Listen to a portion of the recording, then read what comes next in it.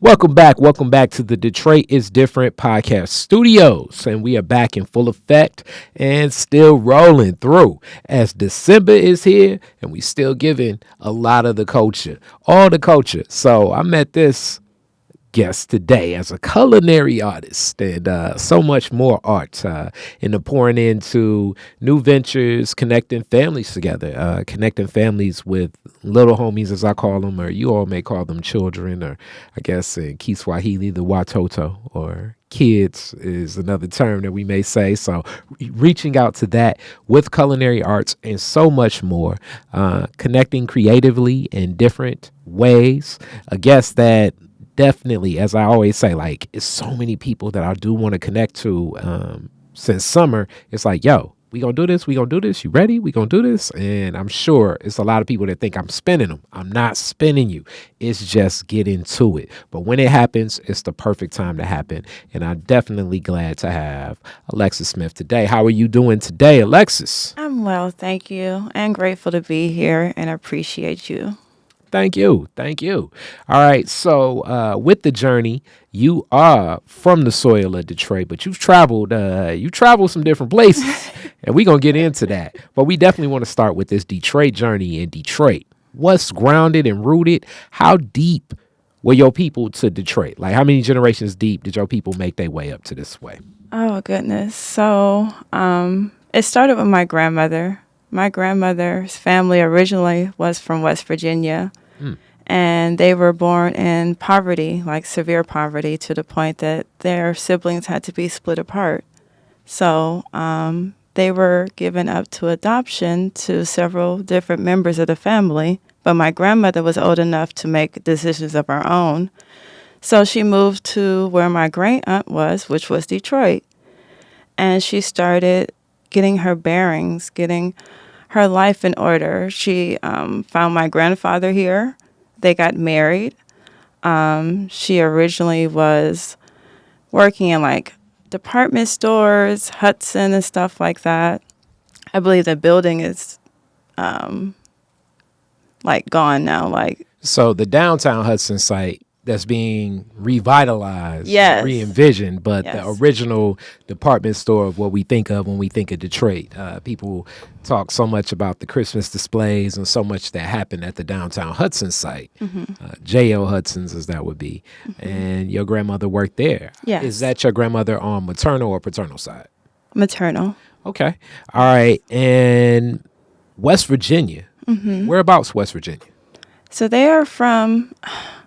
We just found out the actual little city it is, but it's close to Bluefield area, and but it's a small town that I cannot think of the name of, and I'm sorry about that. We literally are still learning stuff about that side because it went through so much trauma and so much separation, and their mother ran away.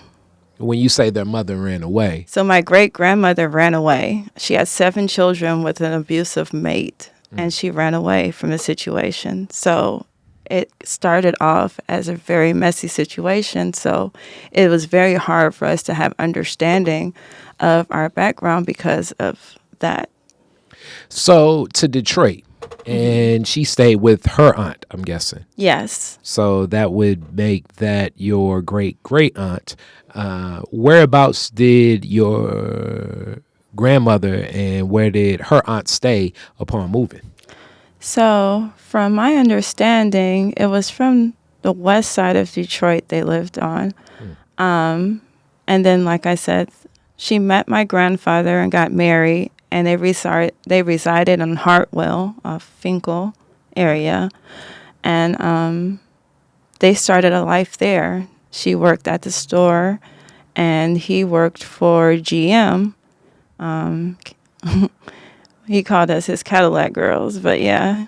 So she worked there, and then ended up being one of the first college graduates because he helped her pursue her career as a teacher.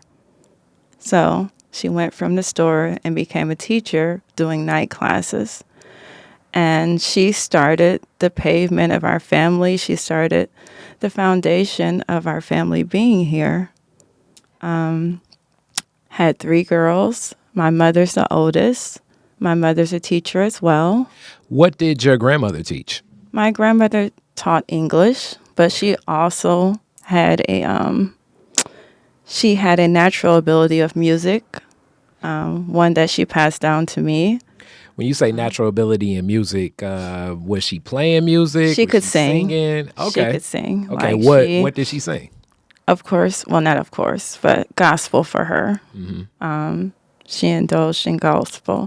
She loved the blues and she loved jazz, but she had a powerful, powerful ministry through her voice.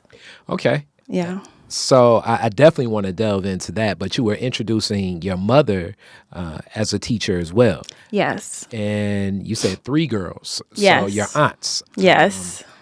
And did they all grow up off on Hartwell, right there on the west side? Still? Yes. Okay. Yes. All right. So like that connection to that neighborhood, when we think of like Finkel or Hartwell, I'm thinking more that is one of those communities, if I'm correct, where you kind of could go to Cooley High School or Redford High School. I think Which it's they like went one to of those. Cooley. Okay. Yes. All They right. went to, well, my grandmother fought to get them into, what is that performing arts school? Is it Ludington? Mm-hmm. She fought to get them into Ludington because she didn't want them to go to the local middle school. And then they went to Cooley, all 3 of them. Okay. Yeah. All right, so Cooley Cardinals, right there in that neighborhood. Did you ever go over to, like, did your grandparents have that house when you were a child? Yes. Okay. So when they got older and everybody started splitting up, I had an aunt that went to the military right after high school. And my mother went to college. She actually had me in college. So she could continue college. My grandparents stepped in and brought me to Detroit. My mother went to school to Hampton University.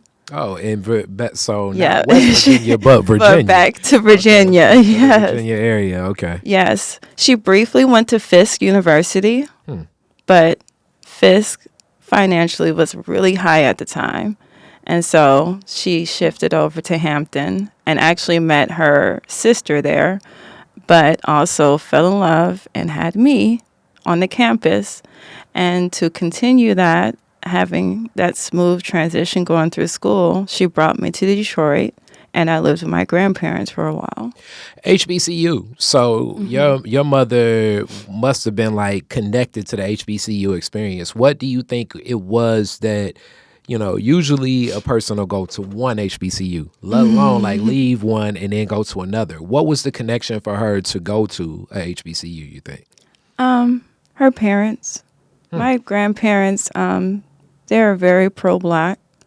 They were, that's all I can really say is they were really pro-Black. Like they wanted to create solutions in the community, and they wanted us to become stronger in our foundation. They wanted us to be Black excellence. They both came from very tattered lifestyles, because even my grandfather's mother, it was later found out that she didn't run away, but she was in an asylum because she was fair-skinned. Yeah. And people treated her such a way that, among other things that were factors, that she was put away. So they both came from very conflicting backgrounds. And I think they just wanted to change the story and change the dynamic of the family and push out brilliance. And So within this, that awakening, what were and being in a city like Detroit, it's a lot of spaces and places where you can connect to different ideas of what Black empowerment looks like, whether that be through entrepreneurship, whether that be through spirituality, whether that be through community organizing. It's so many different arcs of what Blackness is because there's so many Black people here. Do you believe that that was one of the groundings that kept your grandmother and grandfather in Detroit? Most definitely. Most definitely. My grandmother was heavy in the community, very active in her church as well. What church? It is called, oh goodness, It's a small little church, and they Okay. just moved off of West Grand Boulevard. Mm-hmm. But it was Pastor Brownlee. Mm-hmm. And I promise you, at the most random time, the name is going to pop in my head. Okay. But she was loyal to that church. It was very small, nowhere near maybe 30 members. Wow. And had us in there faithfully. And she would cook for them. She would sing. She was a part of the ministry. And then that's where I started singing and also giving back through that ministry. She literally fed the block. Like, she was that person that if anybody was hungry up and down the block, they knew where to go. They knew not to mess with their house because my grandfather did not play that. So their presence was known in the community. And they passed it down. Like I said, I really just think they wanted to change the story and the dynamic of our family. And they started with themselves being powerhouses in their own ways. So that impact definitely rolled into, like I say, 2 HBCUs. Exactly. And where did your mom end up going to high school? Where did she go on that path? You said to Cooley. You Yes. already went there. So from Cooley and staying in that neighborhood, she goes to Fisk, and then from Fisk she ends over at Hampton, and teaching still like resonating throughout. What was she taking up in teaching along with you're born too? But what did she teach? What grades did she teach? And what was her attraction to it, you think? So she originally was into the medical field. My grandfather wanted her to be a doctor. And my mother honestly did not have a passion for it and was honest with herself. She's actually a thespian. My mother is very dramatic and very hilarious. And Okay, now are you saying that, or is this something that your No. mom actually tapped into? my mother tapped into it and should have been, but the downside of that time is a lot of those parents back then, they had such a bad outlook on musicians and actors due to drug culture and stuff, and seeing the outcome of so many phenomenal, especially African American talented people having a demise of some sort.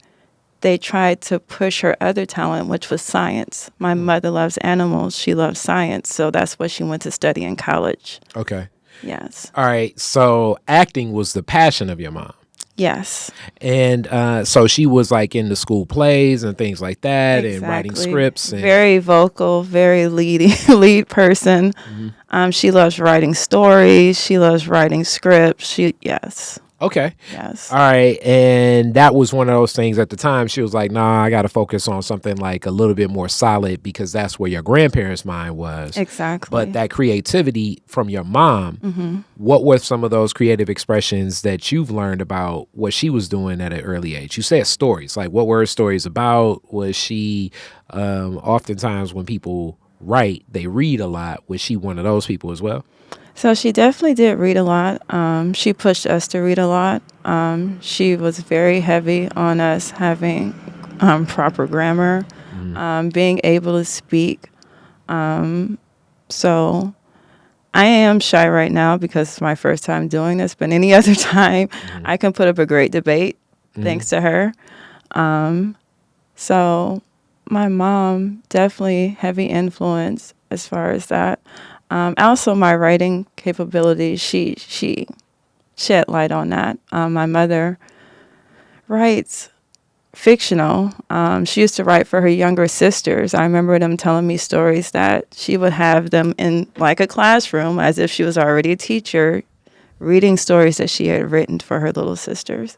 So the creativity was definitely there. Yeah. And into the path of science, and then into teaching. So did she teach science, or what was? Yes. so And she currently was still taught. does. Okay.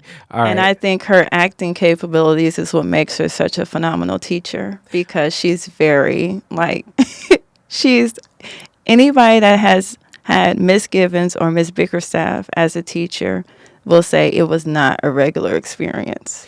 Okay. And they What grades?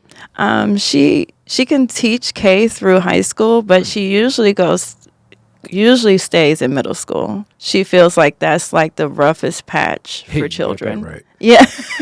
You got that right. Yeah. So she's like she tries to hit them 6th through 8th grade. And that's where she is currently. Okay. Yeah. All right. And in that path, what was it like, I guess, watching your mom as a teacher and instructor? Watching her, I had her as a teacher. Oh, for real? And I had my grandmother as a Wow, teacher. you had both of them. Okay, so all right, first let's go. What is it like when your grandma is your teacher? Okay, so she wasn't directly my teacher. Okay. She taught at the elementary school I attended and kept close tabs on me.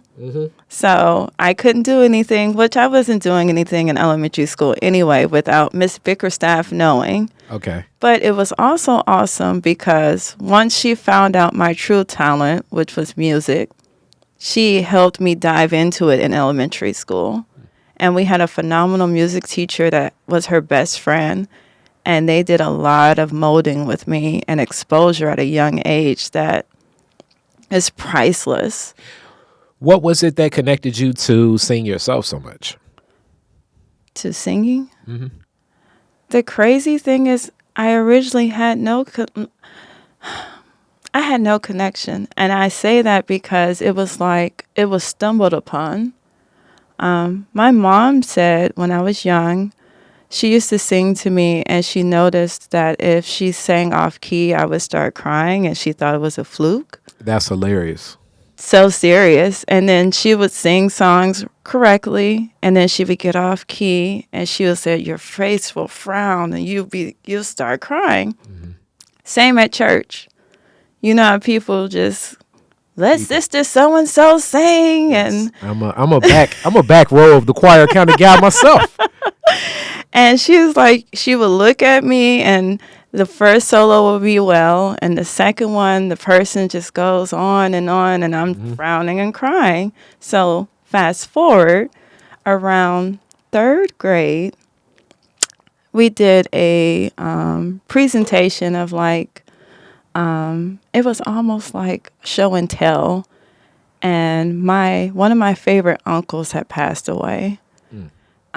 He had MS, and one of his favorite songs, I just thought it was a good idea to sing it. I wasn't thinking that I could sing or couldn't sing.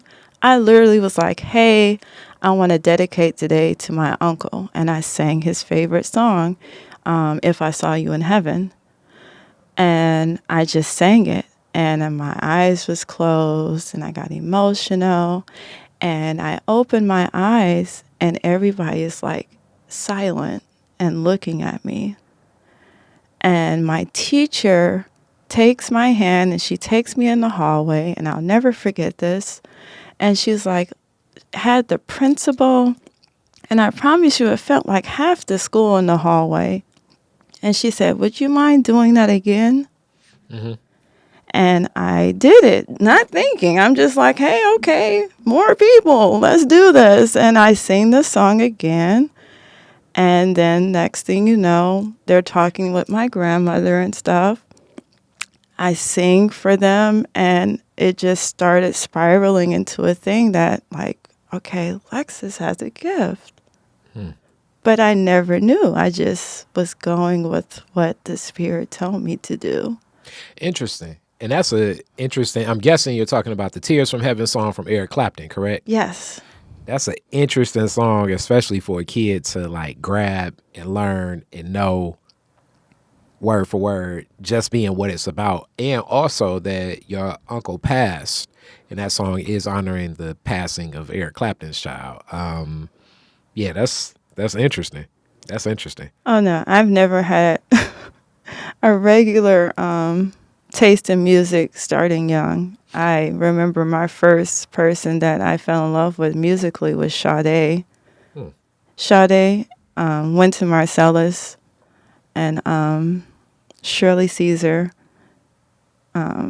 Just a few of them. Okay. That but this was is, at a young age. Like, yeah, I was gonna say that is a very I can tell you were in the car with your grandparents often with that playlist.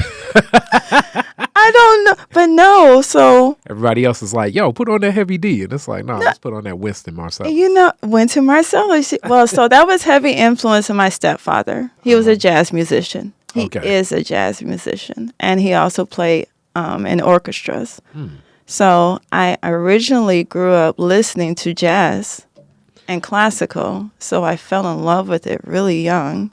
So this balance already is so much artistry just in the home. Okay. Yes. So you're listening to jazz and you said classical music. Yes, which I fell in love with. Mm. So, and I forgot that factor because once my mother had me, she graduated and came back to Detroit. She met my stepfather, and by the time I was 1, they were married. And he brought the music into the household. Okay. So jazz and classical in an era where hip hop is so prevalent. And I had no clue. You had no clue. So the kids in school is like, yo, you checking out I don't know, Ice Cube? And it's like, nah. Listen to this Earl Clue. I am so serious. I had I remember the first time I heard Crisscross. Oh man. I was like, who are the people with the backward pants? I will never forget that. That's the Daddy Mac or the Mac Daddy. Man, and I fell in love with it. But I had no clue who they were. I saw the beads and the backward pants, and I was like, okay. And like girls, we used to talk about IMX. I had no clue who they were talking about. I didn't know. Oh yeah, immature, and we about to be. I'm 40. Oh, I'm about to be 42. So yeah, immature was for sure. Like for a lot of people watching now, Marquise Houston may seem like I don't know what's going on with him, but I swear, back in middle school at Hallie Magnet Middle School, every girl I thought I had a crush on had a Right On magazine poster. Oh my God. Of immature in they locker. It's like, damn, immature is everywhere. Man, I didn't get a handle or get an understanding of hip hop until my uncle. So my mother's baby sister, husband was her high school sweetheart, and he's a heavy hip hop fan, heavy. Okay. So as I got a little older, maybe around 5th grade-ish, I used to hang out with them. Sometimes they would live among us and stuff. And he would have these records that I was just like, dog, what are you listening to? He had so many records. And so I would sit around him and I just saw him recently and I'm like, you're the reason I get laughed at because he's from the era of the bobbing of the head real hard with the hands.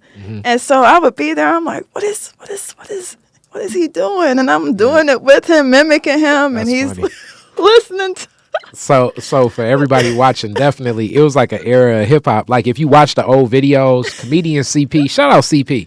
I ain't seen CP in a minute, but he has a couple of jokes about it. Like rappers used to like be very animated with like even the movements where they be like doing this like hand movements and like moving their feet and everything. I mean, this was like the transitioning from the rappers that really would dance on stage. So like Big Daddy Kane, Heavy D, even EPMD had like a whole like setup, and dancers would be in the mix of rap videos. Like Tupac, if people notice, Tupac Shakur was a backup dancer for Digital Underground before he's the Tupac that we knew as the rapper.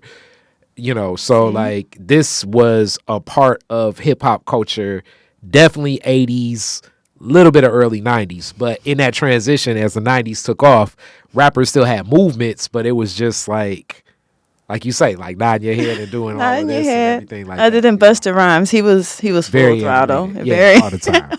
But he's from that era where shout out to leaders of the new school. okay. Yep. And Okay. certainly one of them, or like, I mean, if we go back to him on, I think where like I'm introduced to him and most people when he was on the What's the Scenario Yeah. remix with Tribe Called Quest, but really the Arsenio Hall show when he delivers Oh, the verse, it's like, I yo, remember man, that's moments in hip hop time. So you're in this mix of music, and then you said so that's elementary that the talent is seen and kind of known in third grade. So the rest of your elementary school time, like the rest of third, fourth, and 5th, you're kind of picking up and being poured into from the music instructor and from your grandmother. What was your thought process about the talent and just developing it?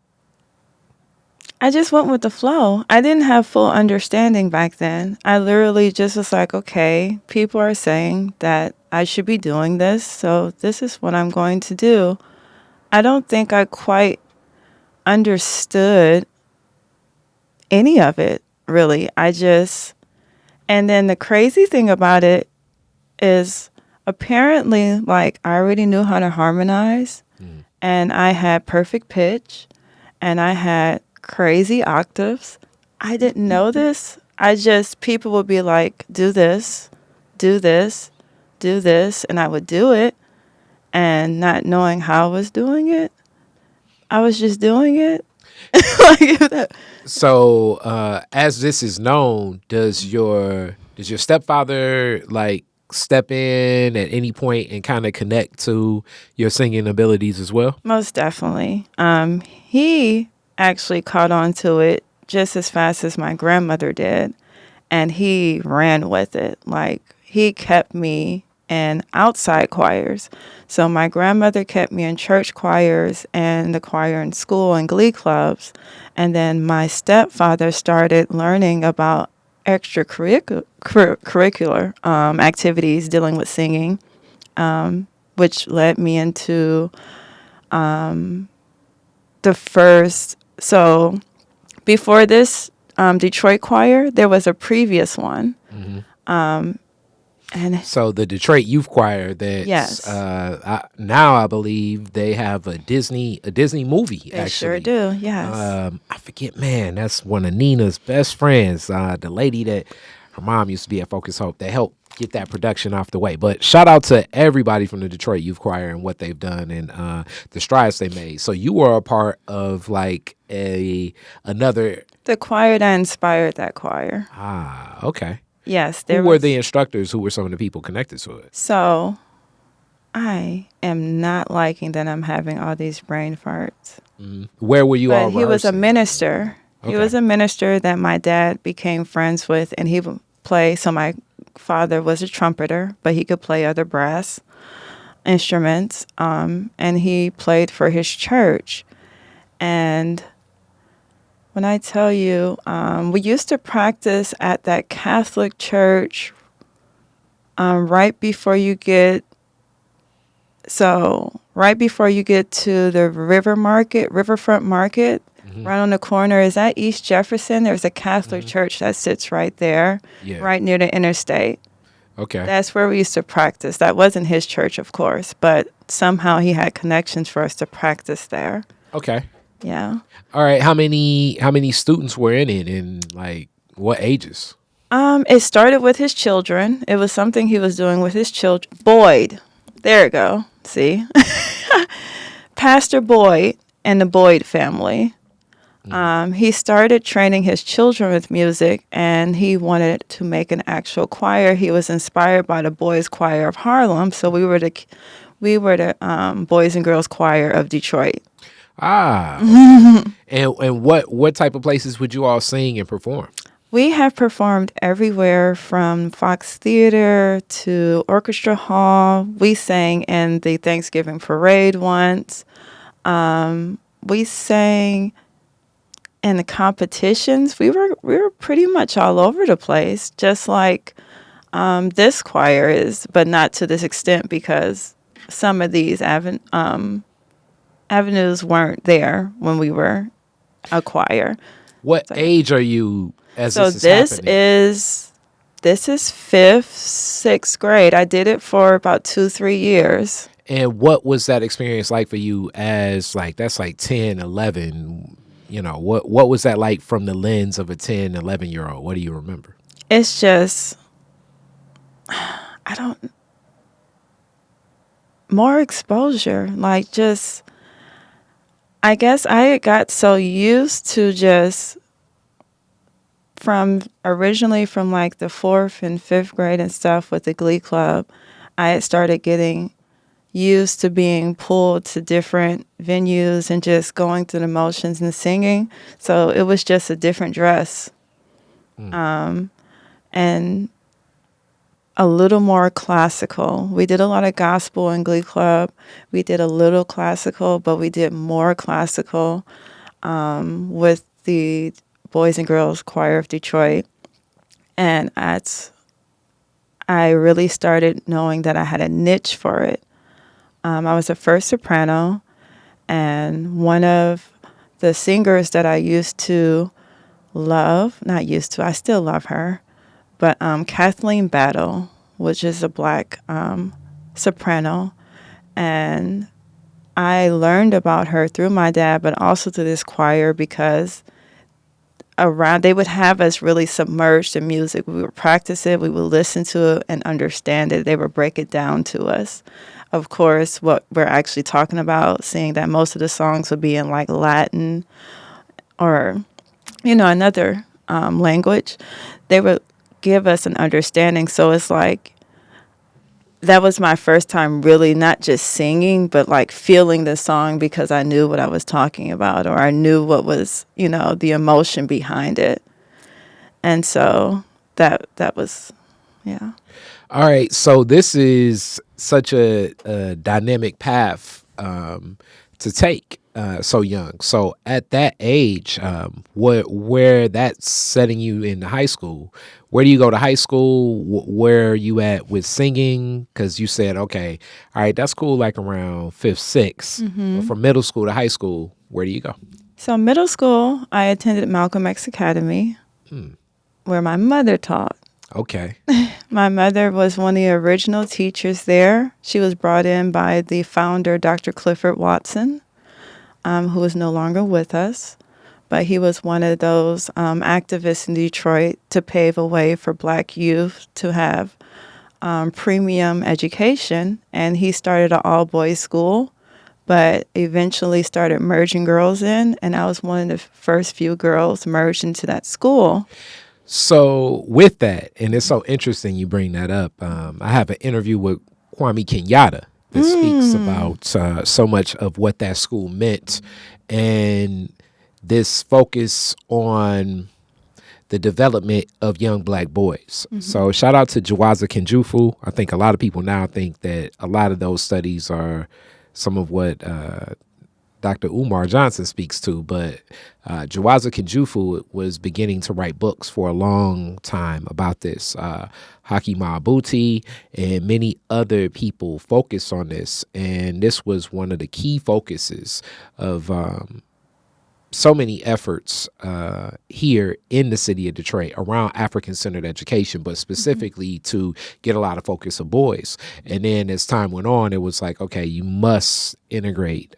So you're one of the first young sisters to be in that school. So I can only imagine what that's like. I guess it's great that your mom was there already.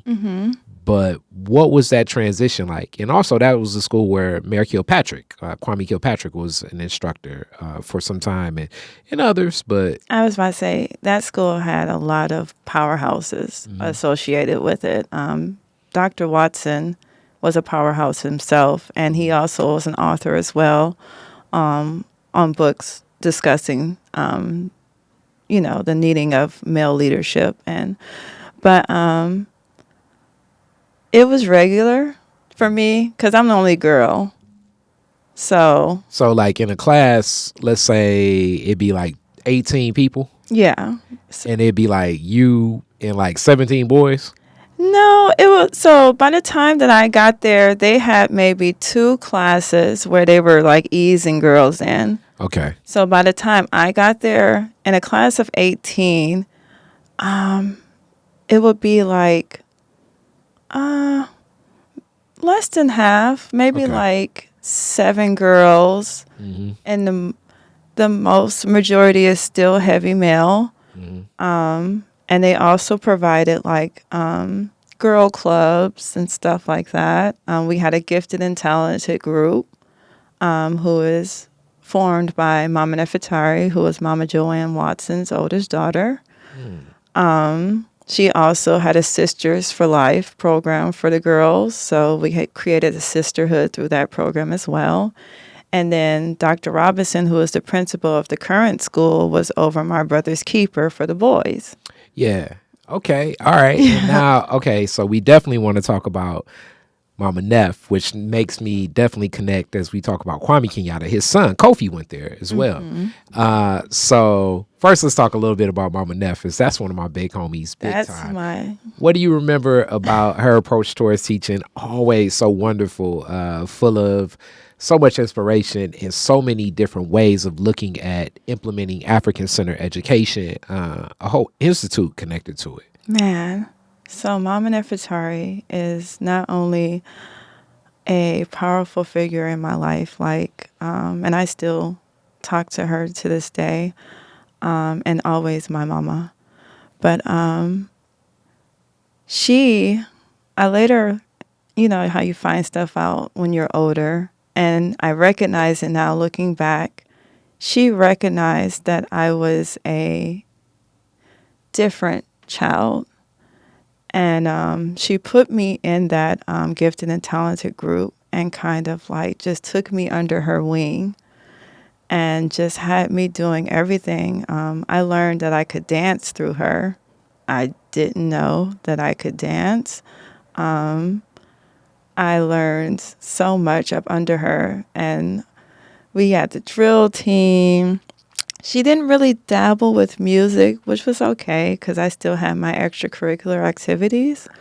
But this building of self-esteem, self-worth, loving on us, and so that equated to us loving ourselves. She poured heavy and created a safe haven for us young girls to just really talk and get an understanding of ourselves, and just, man, we are more than just beauty. We are more than just our physiques. We don't have to just be stereotypical girls. We have a brain, we have talents that we can grow from and use. And she was heavy on pulling that out of us. And I will forever be appreciative of that. My mother as well. That's why my mother to this day, when she goes to conferences as a scientist, she's one of two, maybe 2 or 3 Black women in the room in 2024. So, and they were best friends. They are best friends.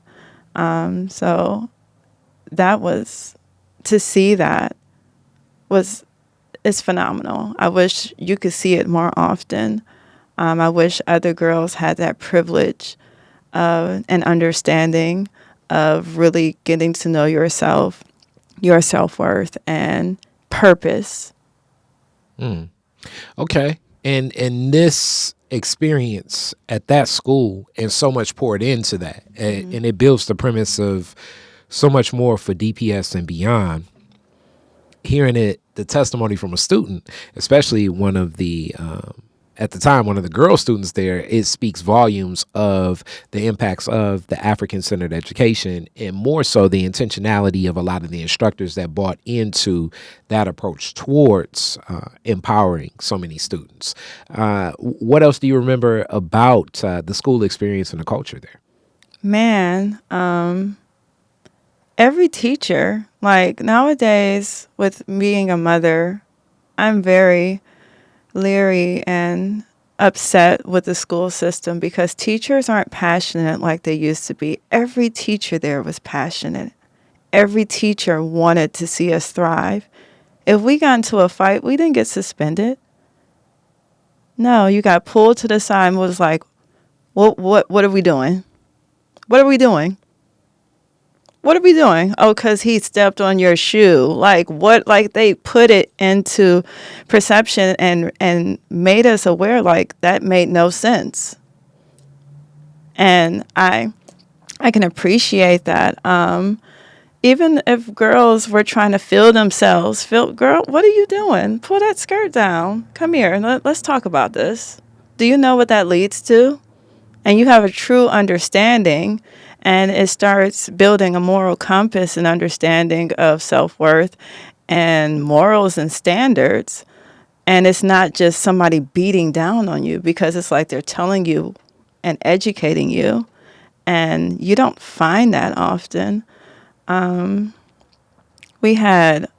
remember one thing about me is I'm very outspoken. And when I was younger, it was to an extent to where it's like, excuse me, what people thought was a smart ass. And it wasn't me being a smart ass, it was me answering your question, and I was being direct about it. But it ruffled some feathers. People didn't appreciate the bluntness all the time. So instead of getting in trouble, I had a teacher named Mr. Gardner at Malcolm X Academy, and was like, you know what, Alexis? Let's put some structure behind that and put me on debate team. And so reading, I became a beast at debate. And then he was like, you know what, let's take it a step further. And he had me on student council. So I used to go to the council meetings downtown when they had student councils go down there, and they would open the floor, and I'd be the main person to represent Malcolm X Academy and discussing what I feel like needed to change or whatever discussion was put on the floor. So stuff like that you don't come across. People would just be like, oh, she's a smart ass. She got a smart mouth, or blah, blah, blah. She a know-it-all. And he was like, no. No, this is something. This is a talent. Let's do this with it. Okay, so this experience there in middle school to high school, where do you go? Ooh. So I originally went to DSA. Arts. To this day, I have no clue who referred me. I literally was just told to go audition on this day. I was taken up there, and I went to audition at DSA. I didn't even know you had to get referred by a host of people.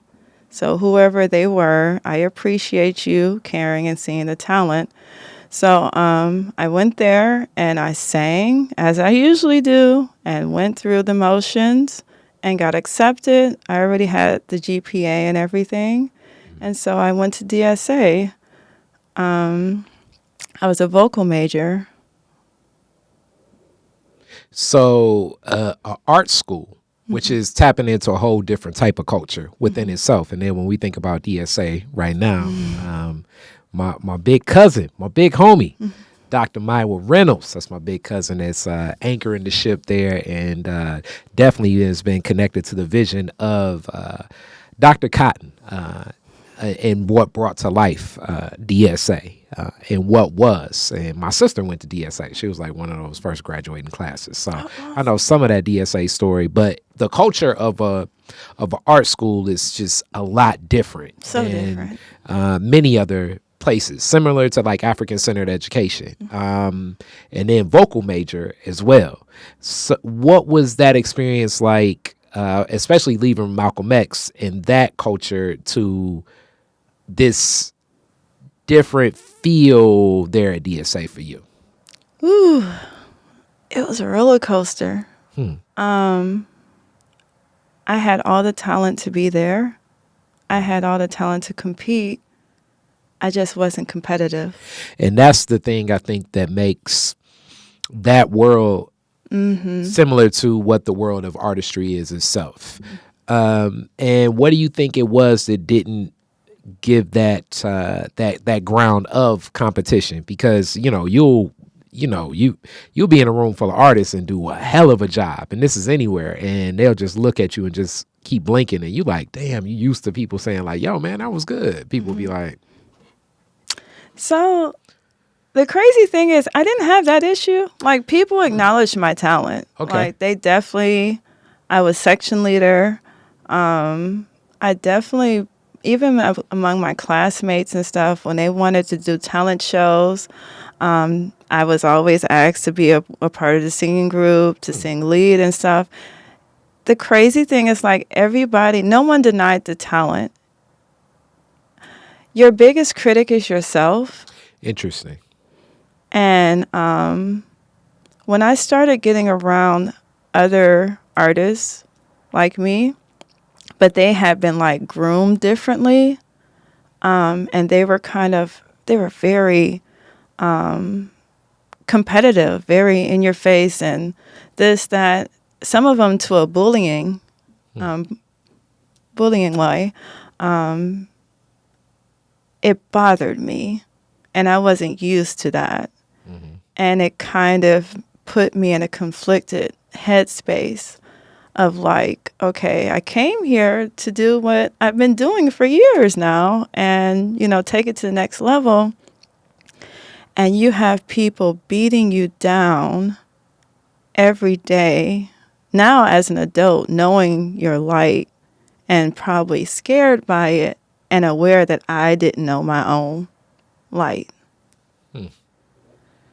And so DSA put me in a very confusing headspace. I thrived musically. I thrived learning music theory and stuff. I even wanted to dabble with composition for a while, but it was just the other personalities, the other people that were just so cutthroat.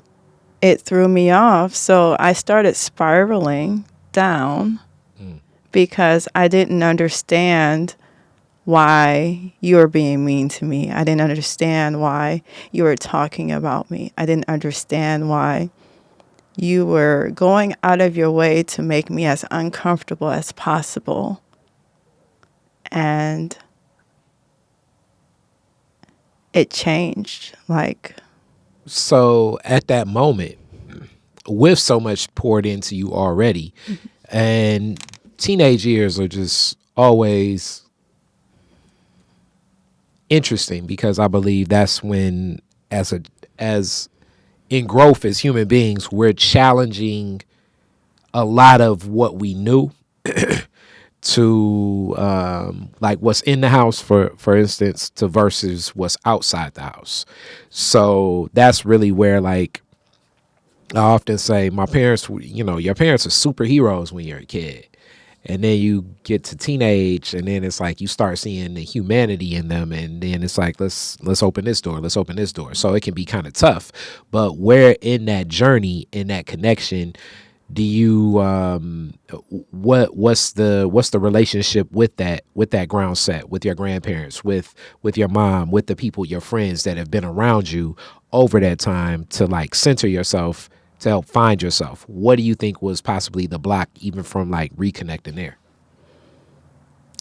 So with finding myself, the block, DSA was probably the beginning of some of the worst years of my life.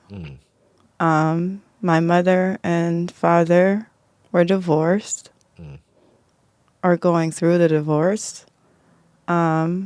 I found out who my real father was, and they could have kept that. And in the midst of, like I said, I'm a very, I can feel a lot of stuff. I can feel people's energy in a room. I can feel people. And when I walked into the halls of DSA, and like I said, it was just overwhelming to not understand why all of a sudden people are competing and don't like you. I had somebody steal from me, and I cried because I'm like, I've never stolen from a soul. Why are you stealing from me? Like, it was just so much I just did not understand, and it hit me all at once. And then on top with the family dynamic, it was a lot. It's a lot. So there you felt like, okay, I can't go here because of that. And within that, and the reason I'm asking is because there's so many parents right now that may feel that dissonance. That's the term that I'm going to use right now with where that teenager is. And it's hard to know. It's like, okay, is this regular teenage dissonance? Is this another level of dissonance of where that is? And then just even finding themselves.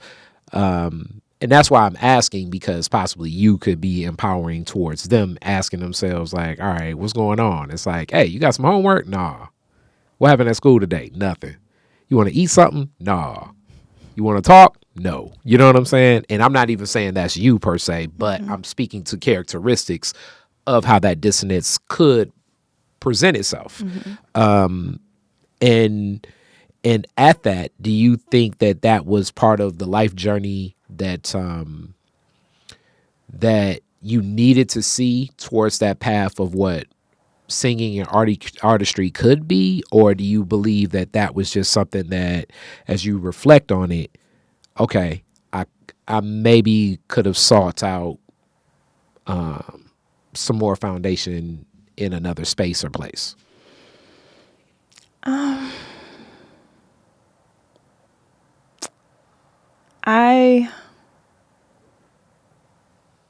I wish that I had listened.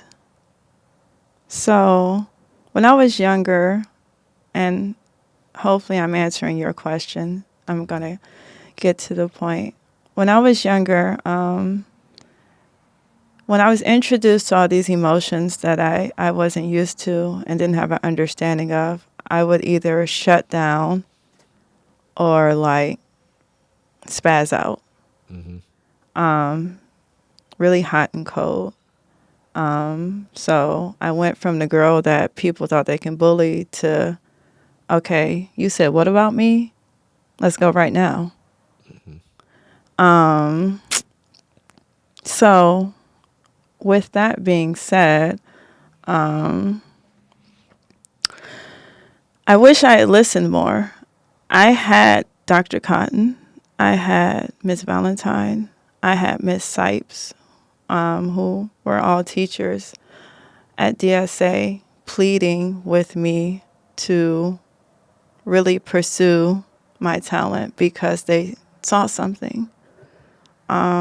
Miss Valentine's pushed me to the limit all the time, and I thought she was bullying me, and I took it as such, but she really just wanted me to really tap into my potential.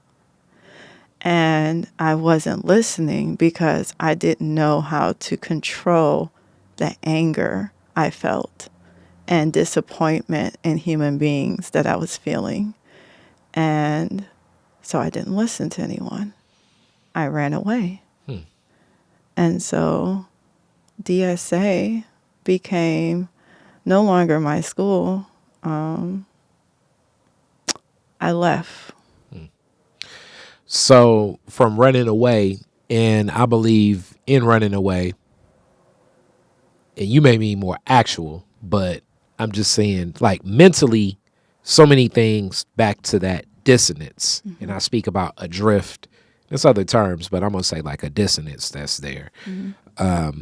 It mentally triggers already. So you said, yes, I got this anger. I don't know how to place it. This is something that can happen with young people, but even adults, because you're right. You don't know how you're going to feel about something. And also, when you don't know really how to place that emotion, how do you place the emotion? The example that I usually speak to when I speak to this is like sexism and racism. And even me as a man, and I'm looking to be as progressive as possible, but you really don't know until that hits you in the face, until like it's right there in your face. When as a man, a woman ends up with an opportunity that I thought I would be perfect for. What's the first thing I say? You know, a white person ends up with an opportunity that I thought I was perfect for, or vice versa when you're the white person, or like certain things in their comfort. Or I'm thinking that I'm quote unquote better than this or better than that. And then how do I respond?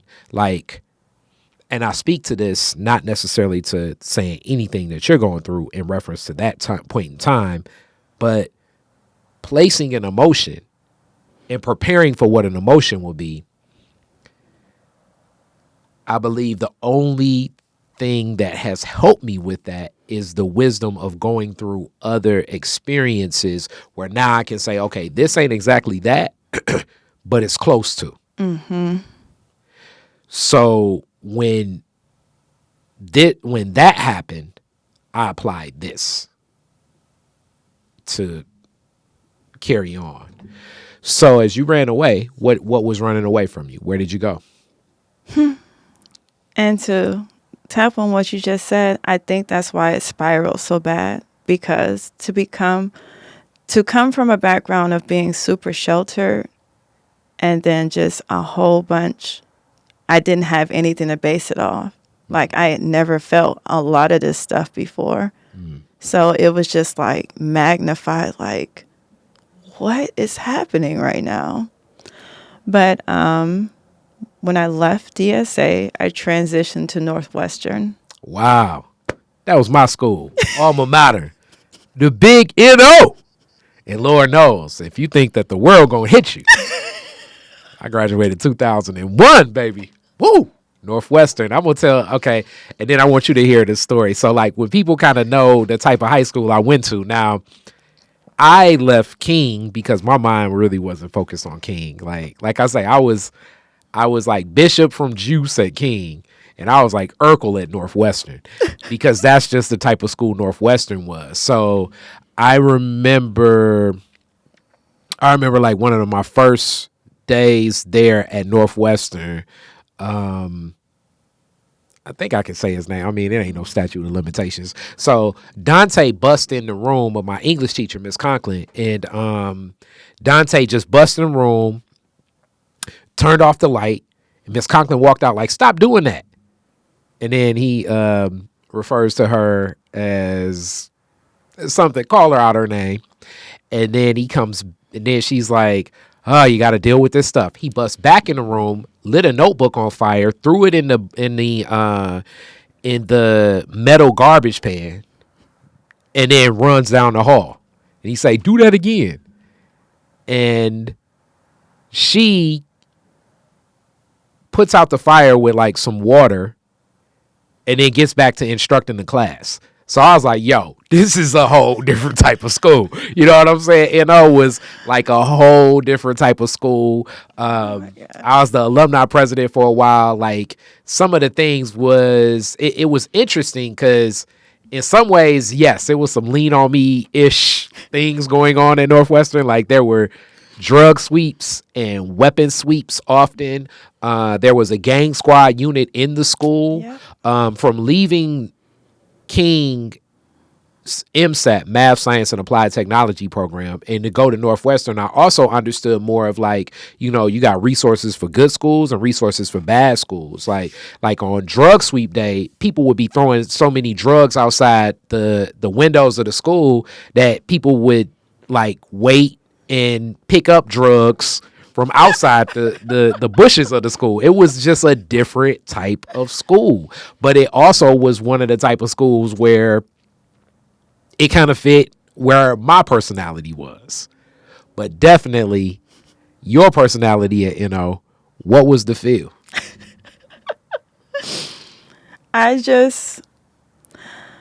So luckily, by the time that I went to, so I'm going to back up a little bit, and I'm not going to give TMI because there were other factors as to why DSA didn't work. Mm-hmm. Things that had happened to me, mm-hmm. That merged in there. But when we left Hartwell, my mom briefly lived on the east side, and then we moved to Calvert off of Woodward. Mm-hmm. So I grew up with a lot of people in that area. So fast forward, going to Northwestern, I had a lot of friends in high places, street cred. Mm-hmm. So, like, I didn't really get bullied or anything there. I was back singing because they have a choir there, and it actually was a phenomenal teacher as well. Cannot think of her name right now. Mm-hmm. But back singing classical. I also started dabbling to my other talents because I'm an athlete, so I was on their swim team. I was one of their top swimmers.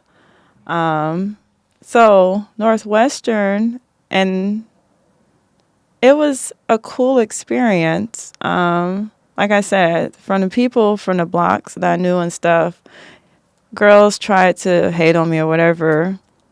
It would be like, nah, she friends with, Yeah. you know, or it got to the Twin or Big Joe. yeah, I or mean, so many of these names even be like weird, Puda. Like, it's like, yeah, and so it even got to a point where like two of my male best friends put my locker in between theirs and was like, yeah. what are they gonna do? Yeah, Calvert, Nardo, a lot of just interesting. Yeah, like they seem like characters off The Wire or something. Like you don't even know how people get nicknames, but yeah, there you go. But these my people. Shout out NO, Mighty Mighty Coats. Yes. So your experience at NO was similar, I guess, to mine. So it was cool because you knew the right people, and also Northwestern. Let me say this about, I guess, a neighborhood school, and this is why, like I always say, like a good school is just dependent on the personality. To be like, I guess, a bad kid at Northwestern, you have to be so far, man, to like that it's like you're gonna straighten up and fly right. And also shout out to, like, there were some great teachers at Northwestern. Rest in peace, Mr. Douglas. I loved Mr. Douglas. I don't know if you had him for English, but love Doug. So my English teacher, if I remember correctly, was blind. And he is still living and follows me on Facebook, which I don't see. But anyway, I believe that was the teacher from Northwestern. Well, I know Mr. Clay was blind. There we go. He taught that wasn't English. Global. He taught geography and there we go. And, global issues. I had and Mr. also, Clay. Yeah, I remember Mr. Clay. Shout out Mr. Clay. Real cool dude. Mr. Clay was like looking at me like, you can inspire more of these kids, and I was adrift, Mr. Clay. You were right, Mr. Clay. Shout out Mr. Clay. Yeah. Always introducing things completely different than the other teacher. Yeah, I love Mr. Clay. Yes. Yep, but yeah, so it was Mr. Clay was great, even to this day, even though she's not at Northwestern now, but Miss Highsaw, loved Miss Highsaw. Also, like Miss Highsaw, Mr. Clay, Mr. Douglas, Miss Barta. I mean, so many teachers. Like, to be a teacher at Northwestern, you are committed. Miss McCoy, man, my mind is going blank. But some of my favorite teachers is actually from Northwestern, the ones that was committed. Wow. Now, there were also some teachers that, you could, God bless. But that's America. It's a reflection of America. So NO is where you end up graduating. No. Oh, you don't graduate from NO. I was about to say, I don't think you prepared for this story. Okay. So I went to Northwestern, and in the midst of this all, my mom had me going to a church in Southfield. Mm-hmm. Southfield, I fell in love with this guy, and I became pregnant at Northwestern. Mm. And so I left Northwestern. And did you go to Ferguson? No. Oh, you didn't go to Ferguson. I briefly went to Northern. Okay. The other Woodward and Calvert school. Yes. Okay. It is right up the street from the house, and I could walk there. Briefly, very briefly, because if Northwestern was that, Northern was a war zone. Well, you didn't have the same relationships, but I knew a lot of Northern people too. It's they're.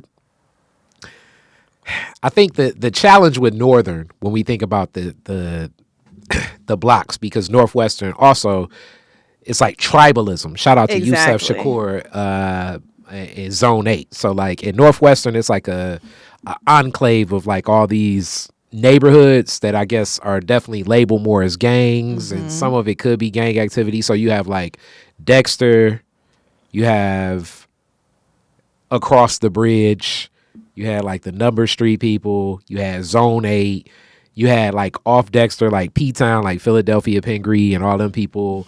And then, so you had those neighborhoods, and then you had like the West Warren people. But at Northern, because it's like the division between East Side and West Side, it's like different neighborhoods all throughout Northern. So like kind of being cool with everybody can be a little bit tougher, man, than Northwestern could be. Shootouts every other day. It definitely, like I say, it can be a little bit tougher. Other day, you're in English class, you hear go, go, go, and you're being shoved into a bathroom or into a classroom. Yeah.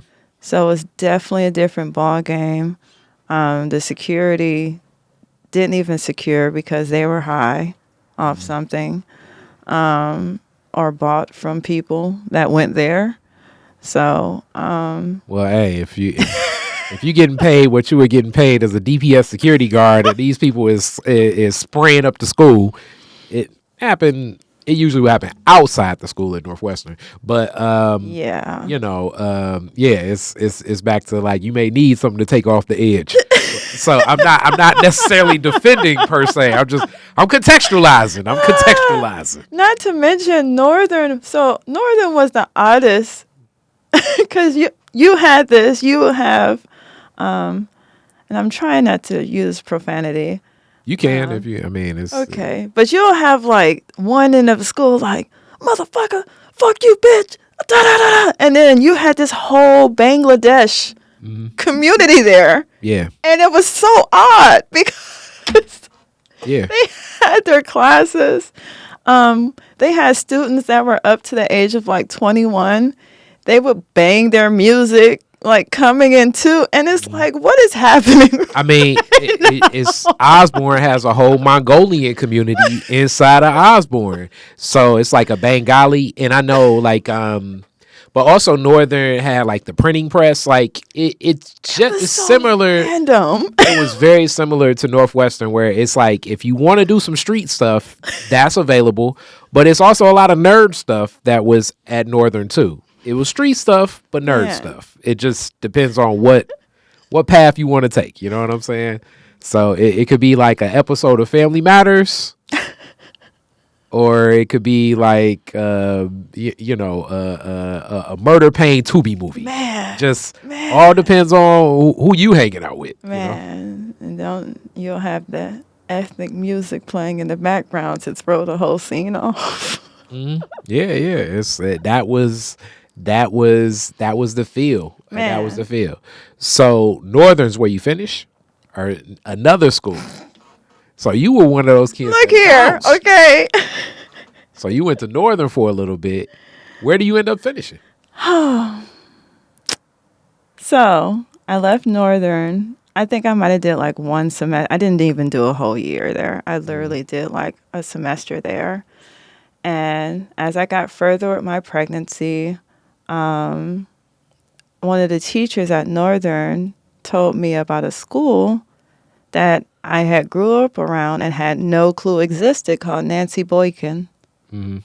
Nancy Boykin was literally 3 houses down from my house on Calvert. Mm-hmm. And I just thought it was an elementary school. It was a teen pregnancy school. The other one, other than Ferguson. Mm-hmm. Mm-hmm. So I transferred there when I got about, I was probably around 5 months when I transferred there. I literally walked down the street to school every day. Totally different concept because you're with teen mothers. So we had class, but we also had parenting classes. We had classes on sisterhood and stuff, trying to keep us uplifted, knowing it's not the end of the world because you are unexpectedly becoming a mother. And let's explore that. It is so interesting to think of how things have transitioned, especially when I was younger. the way people looked at teenage pregnancy, and it's like teenage pregnancy is such a problem. And I'm not necessarily saying that that's still not like an arc of a discussion now. I mean, right now it's like so few people having kids, period, that things just have shifted.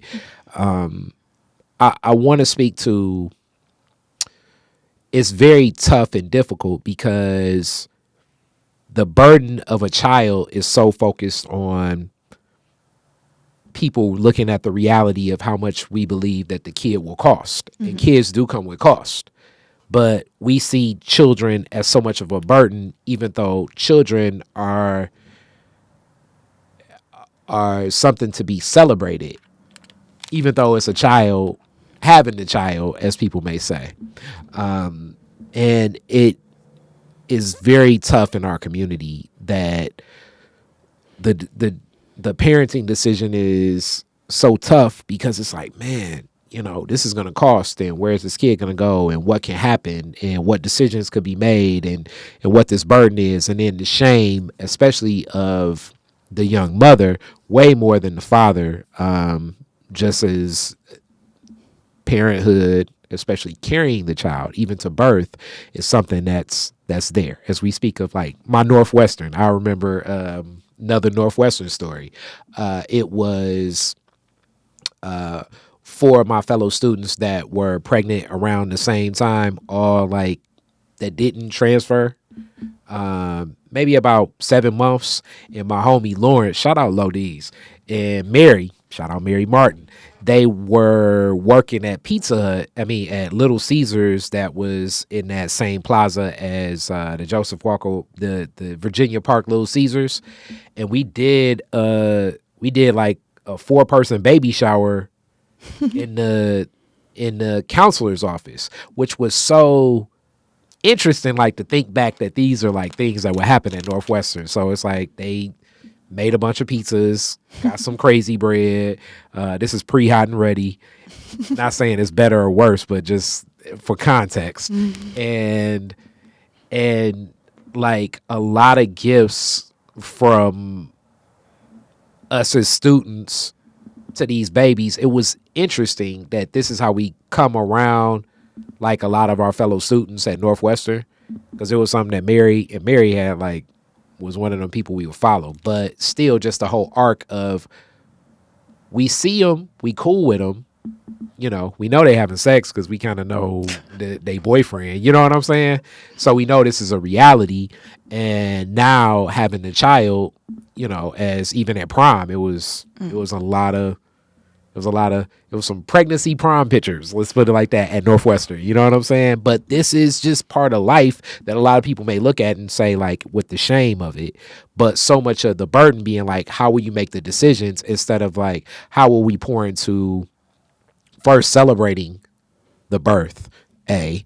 B, how do we pour into developing a wonderful child and the relationship that these parents will have with the child? And then C, how can we just see beyond the economic burden, which is so tough as us as Black people because what America has been. So I'm not negating the other factors, but so much of it is led with shame. How are you balancing this, especially, I know, from like a grandmother that's deep into teaching in the church and a mom that's deep into teaching as well? I can only imagine that that's even heavier on you at the time. Yes. So, as you spoke, both of them are teachers. By now, I have started establishing a relationship with my real father, and his family is a super powerhouses. I'm going to go back some so you can get an understanding of the true feeling of what I felt. So I've been going back and forth to meet my dad and my grandparents who live in Maryland and South Carolina. They are both physicians. They both graduated from Howard, and they are like a power family in Howard. My grandmother is a minister, OBGYN, counselor, and has a private practice. She's worked among people like Ben Carson. She's a celebrated award-winning doctor. My grandfather as well. And so I started being groomed and around them starting around 5th, 6th grade. They were having me in etiquette and different classes, trying to get me to be a part of their Black excellence because left to society, they are like the Cosbys. And then also you speak of, so people kind of get that HBCU arc, especially from Howard, and what Howard University means in the hierarchy of, I'm going to speak this, I rarely speak it, Lord knows it's going, like the boule. Yes. And like a class of the talented 10th that W.B. Du Bois wrote about originally. And like this idea of as you say, like Black excellence, and through leading what that is, it's like a different arc. It's a world that does exist. I've seen it a little bit, but never really necessarily immersed in it. But it's generational, where it's like similar to like some of these folks that go to U of M. It's like their great grandfathers were the children of, I'm going to call it as I see it, the children of rape from someone that was an enslaver that built this institution specifically for these children of rape that needed a school.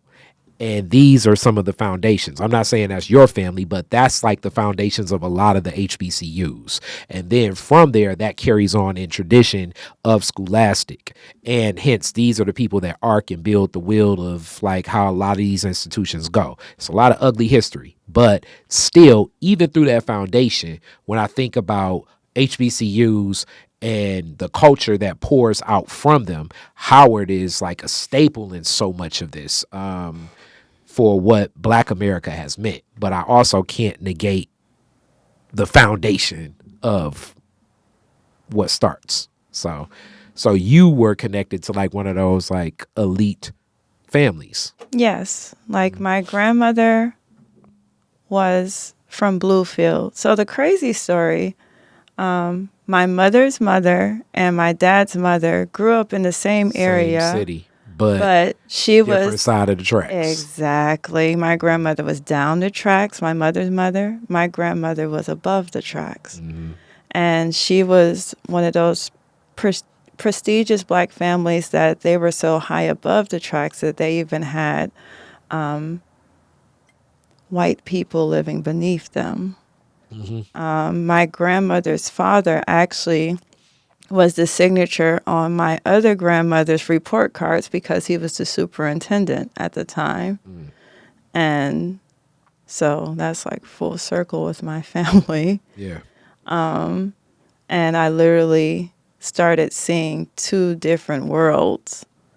I went from the inner cities of Detroit, singing and stuff and jazz and opera and stuff. And on their side, they, of course, listen to opera and jazz, but I started learning, like I said, my mom was actually heavy into etiquette as well, but heavy over there as well. Posture, grammar, debutante type balls, and just a grooming of a well-mannered Black girl. And with this, I guess in retrospect, and this is where like, I guess we as Black folks in America are always wrestling with different realities. Because the reality of like grooming and caring for and the blood, naturally the next question becomes just like, all right, so where does the reach out to your father come to just be like, yo, in all of this grooming, hey, take care of your responsibilities, be present throughout and where things go, people, you know what I mean? Like that sits like an elephant in the room. As far as him doing that? And I'm just saying, just as far as being poured into of what that would be, because more so in that same arc of how you groom that child, the grooming would also be like built to like, okay, we want to make I don't want to say accountable. We want to make some of the best people for society. The idea of whatever, you know what I'm saying? Like the etiquette, if you're polite and you're kind, or if you're educated, you're going to make some of the better decisions that can uplift all of humanity. Within that, you should have known your pops way, or you know what I'm saying? Like if your grandparents were pouring all of that into, you know what I'm saying? Yes, most definitely. But he was the only child of 2 doctors, so he was a spoiled brat. He got away with a lot of things. And that's where, like, and I'm not necessarily saying like this is a path that anybody should know, or like, I mean, everybody's learning. This is life. But that just always becomes like, if you pour all of this in to get somebody that functions, something as rudimentary, hence why I love my people. And sometimes the people in the hood are better. Yes. Because it's like, yo, Agreed. even without less, we're going to make the decision of like, this is fair. If you eating, I'm eating. Exactly.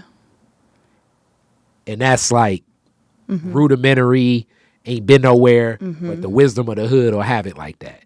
You get a big bag of chips, I'm getting some of them. And if not, we fighting. No, definitely 2 different worlds, which put me in another weird headspace because I was drawn to the people from the block, from the hood and stuff, because I liked how they were one big family. I was fortunate to see the whole concept of like the neighbors were like added on grandmothers and stuff. So they directed us, and even with like the, I guess people would say ghetto mindset, like, I remember some girls called us out one day, and the woman across the street who I love and miss dearly, she was like, I know y'all not going to let them, y'all take it down there and come back.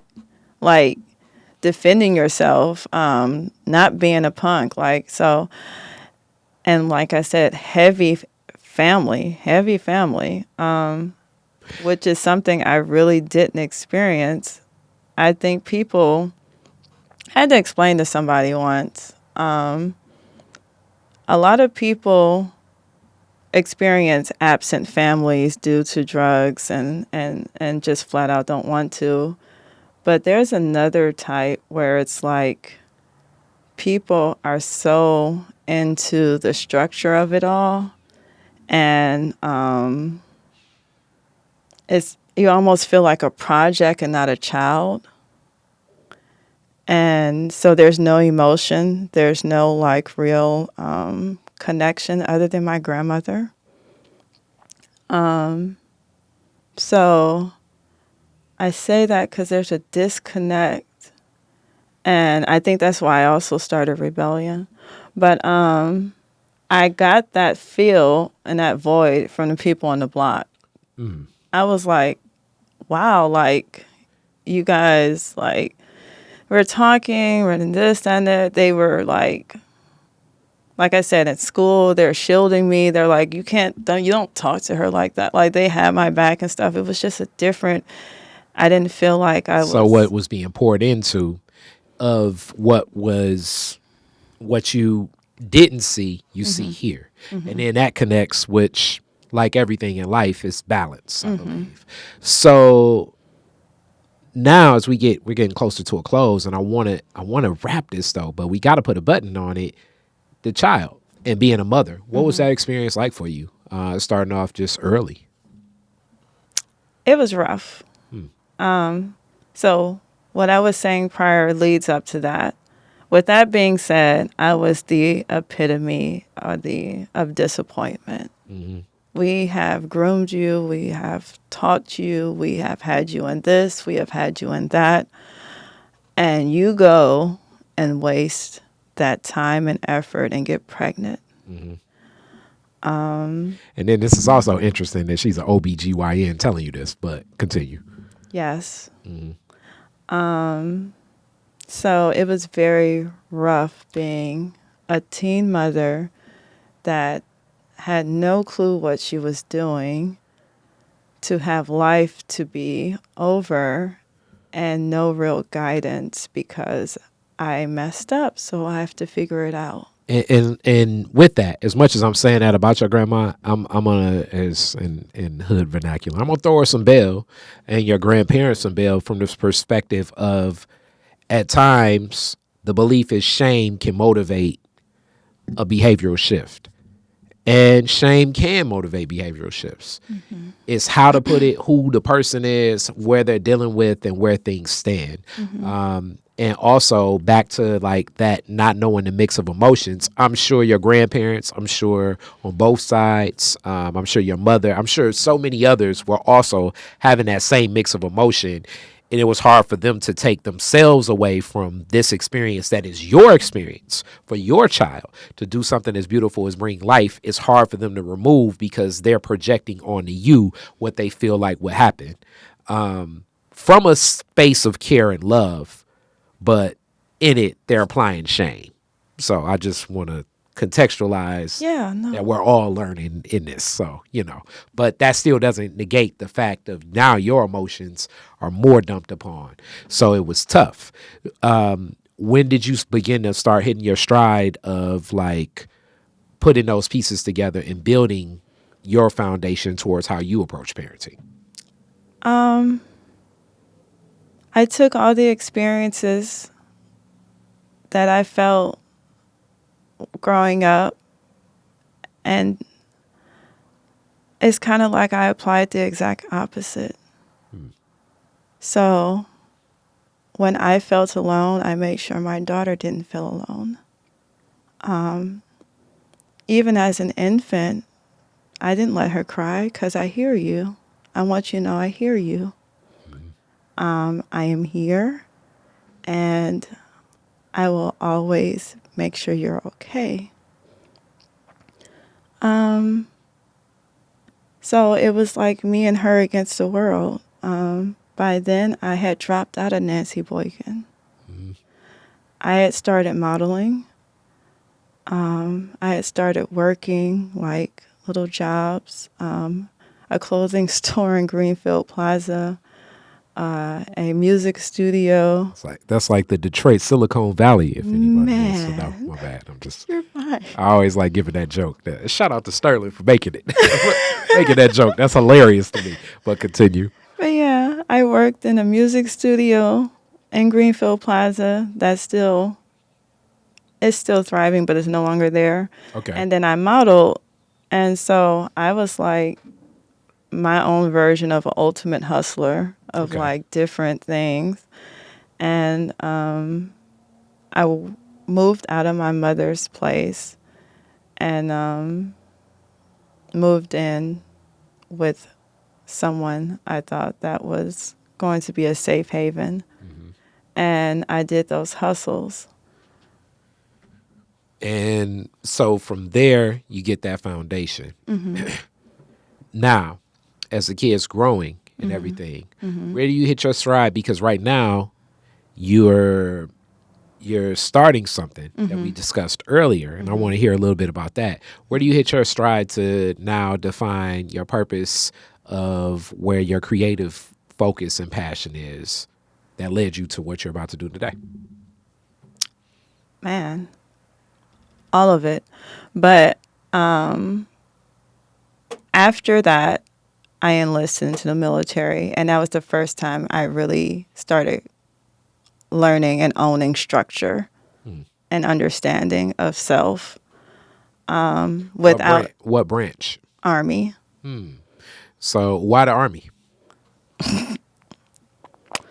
I hate my answer is not the money at the time. They had the bigger signing bonuses. I would argue since Creedence Clearwater Revival made the song "Ain't No Fortunate Sons," I don't think people are enlisting because they want to wave the flag per se. I believe Man. that I would say of 95% of the people I know are in the military for money. The other 5 are because their parents did it.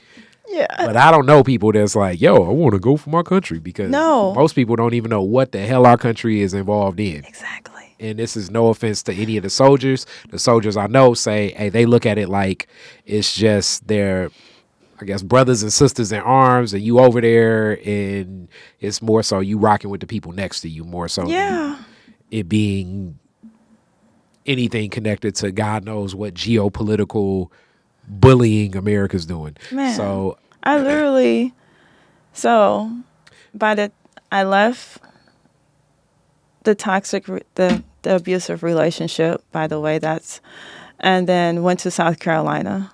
And that's where I enlist. okay, and then you went to like one of them places where basic training ain't gonna be no joke either. Exactly. I signed up at South Carolina State University because by then my mother was teaching on that campus. And yes, I went to Fort Jackson. What about the baby? So the baby, by then she was 5. She came back to Detroit and was taken care of by family while I did training and stuff. Okay. And that's where, like I say, like the beauty of, like, at first, yeah, definitely dumping shame on, but then after a while, it's like, bring that baby here, because we love to extend our family and pour into that creativity of the most beautiful creation. That's the relationship between us and God, and that is a child. So overwhelmingly what I've seen, even from the most, oh, why you do that? When that baby get here, it's like, bring that baby over here. So that's beautiful that your family built that other bond and relationship. So from there, service, you serve in the service, but right now you have another creative idea. Where does that spark with you? And what is it? So it sparked by me going with the flow. So I say that apparently since I was young, I've always been like very hands-on with trying to help people. Like I became, even after my grandmother passed and even when I was young on Calvert, people knew if they wanted something to eat, they can come to my house and I made it, or baked goods and stuff like that. So fast forward, I was seeing a lot of like situations in South Carolina. And it's like I would always be placed in them. And I had to be a part of the solution. And I just had to. So currently, I am trying to further that. I have been, for the past few years, going on 4 years now, because it started in 2020, have been working with youth, mostly girls, that literally fall into my lap. They came through my daughter. My daughter, I found out, has a large span of friends because my daughter is a beautiful spirit and she's non-judgmental and she listens. So she welcomes in these all walks of life, and they usually make their way to my house. And for some reason, they get comfortable, they feel heard, and it becomes a safe haven for them. I've had started with maybe 5 to 6 girls to 15 to 20 in a 2-bedroom duplex in South Carolina. And it just continues. And what are you doing? We cook together. We cook together.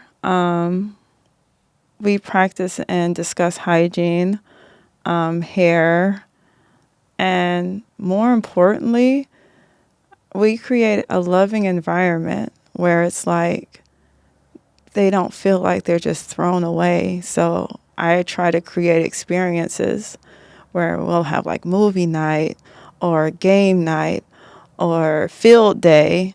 And I would just go and buy the certain materials of what we're going to do and make it unfold. And you'll have these preteens that people are like, oh, you know, they're like the bad apples out of the bunch. I'll have them playing tag and playing with bubbles by the end of the night because they just wanted to be heard and be in a space where they can be a child.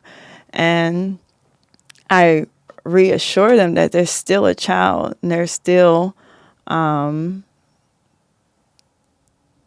they are worth. That's deep. Because I recall, just even from this interview, that's a whole lot of what your grandma poured into you. That's what your mother poured into you. That's the actions of your mother reaching out to that middle school generation. That's Mama Neff when you were in middle school and that program that was there, building in that program. So you're carrying on a lot of traditions that were foundational in your maturation. And in that, you're reaching through your work who you were too. So that's beautiful. So what's I would say, when do you see this program manifesting? I know it's starting now, but when will it be? How do people connect if somebody's like, yo, I want my daughter to be in the mix or my niece or something like that? How do they connect? Well, I'm actually in January starting classes to get my certifications to work with children. Okay, congratulations. Thank you. I mean, honestly, I am currently working from home, doing caterings and stuff, so I still do it. I don't have the certifications or anything. I just do. Based on the people in the network of your daughter and what has Exactly. been granted from those parents, just for people Exactly. watching, I just Most wanted to know. definitely. So, All parents so are aware. I've even had them ask me like, hey, Alexis, it's been a rough month. Like, can you please look out for so-and-so this month because I don't know how I'm going to pay my light bill or I don't have enough food or the summer. And it's crazy because I'm not well off or anything, but God always provides. I'll have a catering back to back and I just, pour in. yeah, and I save as such for like rainy day fund. Okay. All right. So I'm with it. And as that gets off, and that's where it's like, okay, we were going to talk. Because like I say, I met you more in the culinary arts and that still carries on and continues. So with that being said, now as we close with classic Detroit is different questions. And thank you so much for this interview. It was able to explore a whole lot about engaging with a young person and in different ways that we're learning how to build those relationships with young people. So that's powerful here. And I'm sorry. Oh, I was just going to hit you with classic ones. So first, your very first car, year, make, and model, year you got it. 1999 white Bonneville. I was in love with that car, and Okay. old man would be like, "You don't know what to do with that horsepower," and I was like, Hilarious. "I do. I actually do." Okay. When did you get it? That had to have been. I was a late driver, Okay. so that had to be like in 2010. Okay, I'm with it. Yeah. Where was the first place you went when you got it? I took my kids to the beach. Wow, that's beautiful. Yes. Okay. One thing I enjoyed about South Carolina is you have access to a whole bunch of beaches, and I didn't mind driving 2 or 3 hours to get to them. Okay, there you go. All right, next question. You're the DJ at the fireworks. It just ended, Woodward and Jefferson. You get to play 2 songs. What songs you playing? Ooh. My family knows I love throwing curveballs. So I'm going to play something to get people to get up. So it's going to probably be 99-2000 Juvenile. Okay. And the second one would have to be...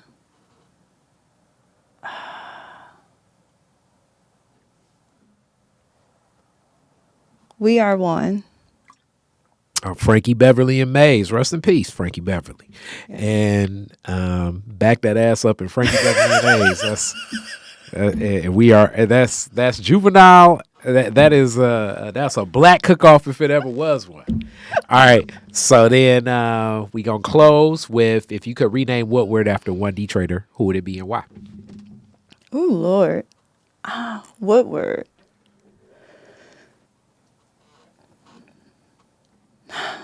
That's a tough question.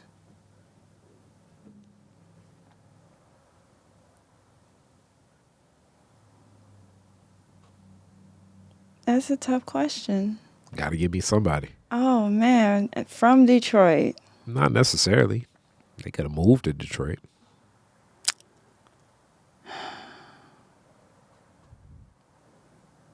I'm just going to say Watson. Ah, okay. Dr. Watson. Why? I don't think people understand the magnitude of what he created in that school. Mm-hmm. I think people downplay it and almost kind of wash it out of history. And it's no disrespect to other African-centered schools, but like, I can't think of one school that we had an aviation program. Mm-hmm. We had every 8th grade year, we had an essay contest, and they would fund all year so the top 10 writers could go to Africa for free. And he created that. Yeah. I unfortunately missed it because I turned in my essay too late, and then it hurt more learning that I had a winning essay. It didn't have that structure yet. I didn't have that structure yet. There you go. So I think that's why they told me. It was a winning essay. You was just late. There you go. So, and really bridging that gap, some of the kids from that school, it's just a different person because of that upbringing and that experience. And he's kind of been like not spoken about. I love it. And I'm always going to speak up for him because that has to be, we were pepper sprayed at one point. On one of the locations, the original location, we were pepper sprayed because it was a predominantly white area. And then we moved to the location that was torn down this year on Livernois after that. But we were pepper sprayed, trying to go to school. And who knows what he went through. Yeah. Really. But he made it happen. And he was like, I'm not even going to make it happen. I'm going to make it exceptional. That's amazing. Yeah, definitely one heck of a commitment. I've heard a little bit of the story, but now you just boost another person I need to get in here. Dr. Robinson will be coming soon, so I need a little bit more of the insight into that. And definitely, you call her Mama Nefertari, but Ajua. Definitely, Ajua it's been a lot of time as her mother, Dr. Joanne Watson, was that's my godmother. So I know a lot of that family, and, definitely healing. So thank you so much for this. No, thank you. And I am so sorry it was all over the place. Nah, it's like that. I'm That's sorry. How these go. Unexpected. It's an open-ended conversation. He's That's like, how did you Detroit ever graduate? Yeah. I'm like, no, I like it because that's the journey. Like when people say, yeah, well, I went to like 20 schools. You really got a breakdown of somebody that did that. You know what I'm saying? And I actually never did. I got my high school diploma in the military. Hey, that happens as well. Yeah, so when I crossed the stage for basic training, I crossed the stage for my diploma as well. There you go. Congratulations. Yes. There we go. Peace. Detroit is Different is where you get information, artistry, history, music, and even comedy. Detroit is Different, a home for the culture of Detroit. Visit online at DetroitisDifferent.com today.